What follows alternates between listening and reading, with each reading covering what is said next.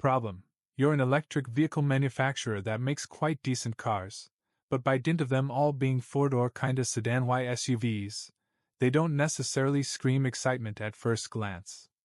You had a wildly great-looking and driving Halo coupe, but you only built 1,500 copies of the Polestar 1. Compounding all this is the fact enthusiasts aren't exactly lining up to purchase EVs. Moreover, your home country of Sweden is known for practicing lagom, the art of moderation. So if you're Polestar, what do you do to gin up some buzz about your brand? How about building 3 different one-offs to participate in this year's Fat International Ice Race? That ought to do the trick.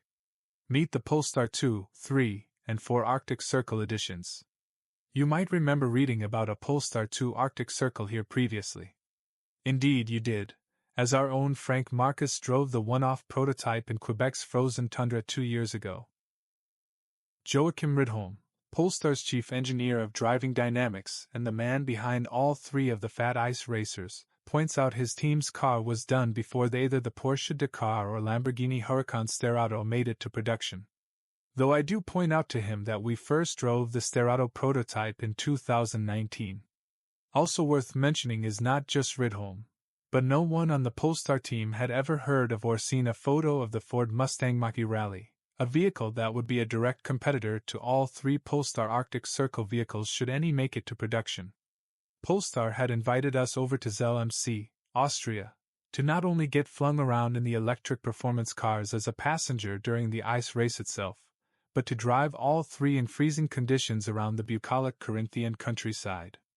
While Ridholm and his team had to work around each vehicle's particulars, the trio is more alike than not. The basic formula. Copied from the original set of 3-way adjustable Öhlins dampers like those found on the oddball Polestar 2 BST Edition 270, for winter wonderland duties. The dampers are clicked down to a much softer setting. Longer, softer steel springs are added, and downsized, and killer-looking. Aussie racing wheels are added and wrapped in either studded tires at the Ice Race or Pirelli Scorpion winter tires for streets/donuts in parking lots. Like on the OG Arctic Circle car, the front seats of all 3 are replaced by big bolstered Recaro race buckets, though as I discovered during a taxi ride in the back of the Polestar 4 Arctic Circle during the race itself, rear buckets would also be totally appropriate.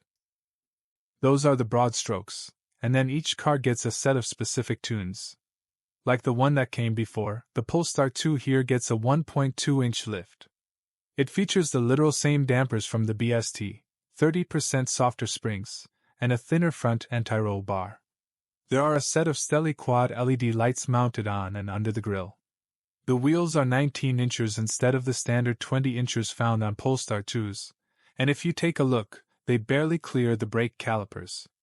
However, the 2 is on a geriatric platform as the Volvo CMA chassis dates to 2017, so it's not as stiff as a modern car. To address this, Ridholm's team added a rear brace that only eats up a little luggage space. The other interior change is a set of paddle shifters that allow the driver to select the battery regen levels, though if you pull them both at the same time you activate launch control. Polestar also mounted 2 sets of skis on top, a nod to Fat International's love of ski-joring. That's where insane people ski behind cars holding onto a rope. Next up is the Polestar 3 Arctic Circle, the most off-road capable of the bunch. Similar formula, different details. The biggest one being the 1.6-inch lift, as opposed to the 1.2 inches on the 2. The 3 Arctic Circle employs the same type of Öhlins dampers, though as the 3 is more than 1,000 pounds heavier than the 2, these are in fact beefier. Whereas the 2 needed rear bracing, Ridholm and his crew found it necessary to brace the 3's front end in an attempt to make the steering feel better. Like all Polestar 3s, the rear features brake-based torque vectoring. The 3 also rides on larger 20-inch Aussie wheels. In addition to the front-mounted steady lights, the 3 Arctic Circle gets more lighting installed on its massive roof basket. 3 nicely integrated buttons behind the cup holders turn these on and off. There's also a full-size spare tire found in the basket, also holding traction boards and general-purpose containers. The Polestar 4 Arctic Circle Edition is the most far-fetched of the 3 vehicles. Again, same formula, though this one was built to specifically whoop some backside at the Fat International Ice Race.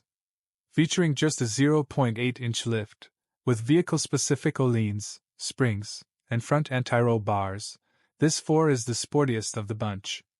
It's also the most modern platform, and noticeably the stiffest, known as Sustainable Experience Architecture, SEA, and used for various JIS, Volvos, and Zeekrs, though it was developed in Gothenburg, Sweden. What really makes the 536 horsepower off-road buggy tick is the big Formula D style hydraulic handbrake. The pro driver's Polestar had flinging us around the Fat International track made excellent use of the handbrake, with one even catching up a Porsche Taycan or two. Great. Well, great enough considering the wintry conditions. And the fact I wasn't allowed to drive them without a Polestar employee seated next to me, since the cars are all one-off prototypes. I've personally never been a Polestar 2 fan, but the rear bracing and grippy winter tires felt excellent. However, the Polestar 3 Arctic Circle was the real star for me, a big improvement over the standard 3 Performance Pack, specifically the front end. There's more control, more bite, more feedback, more fun. The 4 version also seemed fun to drive, and no mods were required since the platform is so new and stiff. As such, it's closest in nature to the production version. The bummer was we just couldn't find an empty frozen parking lot to give that handbrake a good yank. Yes, I think we do. Sure, the loud liveries and the fact there are 3 of these cars are an unmasked attempt to drum up interest in the brand at this year's ice race. No crime there. However, I think 2 of the Polestars are certainly machines American customers would be into. You only need to take a quick peek at Subaru and its Wilderness Edition vehicles, a trim now available for the Crosstrek, Forester, and Outback, and which accounts for more than 16% of sales, with the Forester Wilderness approaching 20%. Essentially just a lift, distinguishing characteristics, and a wheel/tire package. Customers eat these things up. The vehicles also happen to be quite good off-road. Then there's the previously mentioned Mustang Mach-E Rally, which is even closer to the Polestar vehicles in execution with its wide OZ racing wheels. Same formula. Lift it, give it new wheels and tires, and like with the Subaru Wilderness models, the result is much better than the Mach-E GT it's based on. As of right now, the big, more SUV-like Polestar 3 Arctic Edition probably makes the most sense. It also seemed to benefit the most from the changes as it drove much better than a standard Polestar 3. The higher lift means you can overcome more obstacles and get to more places, especially when you factor in the inherent advantages of EV torque when it comes to off-roading. The 3 is based on the Polestar 3 Performance Pack, which offers 510 horsepower and 671 lb-ft, making an Arctic Circle Edition an off-road/no-road force to be reckoned with. Price is the potential downside, because the 3 Performance Pack already starts at $80,800. How much more to go Arctic? Probably another $10,000 on top feels about right. To get into the 3 Subaru Wilderness models and the Ford, you only need plunk down around an additional $5,000.